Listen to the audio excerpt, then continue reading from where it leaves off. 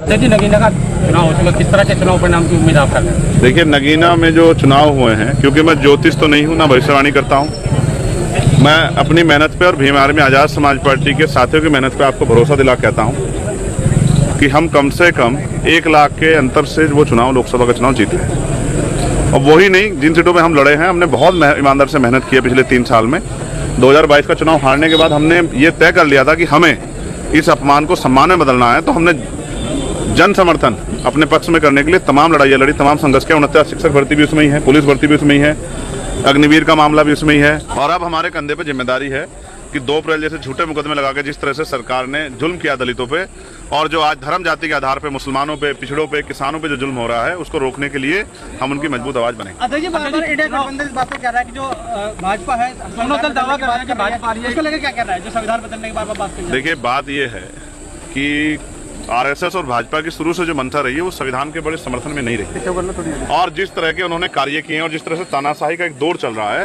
तो एक अविश्वास जनता के मन में भी पैदा हो गया। और आरक्षण तो खत्म ही समझिए ना आप, आरक्षण को वो कह रहे हैं कि संविधान आरक्षण, तो आप महसूस कीजिए 69,000 शिक्षक भर्ती में 20,000 पदों पे घोटाला हुआ। आपने जिसने चोरी की थी 420 का मुकदमा जिस पर दर्ज हुआ शिक्षा मंत्री को, उसको बचा दिया। और जो 6,800 नियुक्तियां आपने गलती मान के निकाली, अब तक उन बच्चों को नियुक्तियां नहीं दी। तो इसका मतलब आप अधिकारों के साथ तो घोटाला कर ही रहे हो। इसलिए संविधान के आधार पर देश नहीं चल रहा, इसलिए बार बार कहा जा रहा है। जबकि भाजपा के नेता भी इस पर बयान दे रहे, तो ये बयान देने की जरूरत क्यों पड़ रही है? तो बयान देने की जरूरत इसलिए पड़ रही है कि आपने जो काम किए हैं उससे जनता में विश्वास पैदा हो गया कि आप संविधान को नुकसान पहुंचा रहे थे। और आपके नेता भाषण दे रहे हैं, कई आपके नेताओं ने इस तरह के भाषण दिए कि हम संविधान को बदल देंगे। तो ये जो मूर्खता भाजपा ने की है, इसका खामियाजा उनको भुगतना पड़ेगा।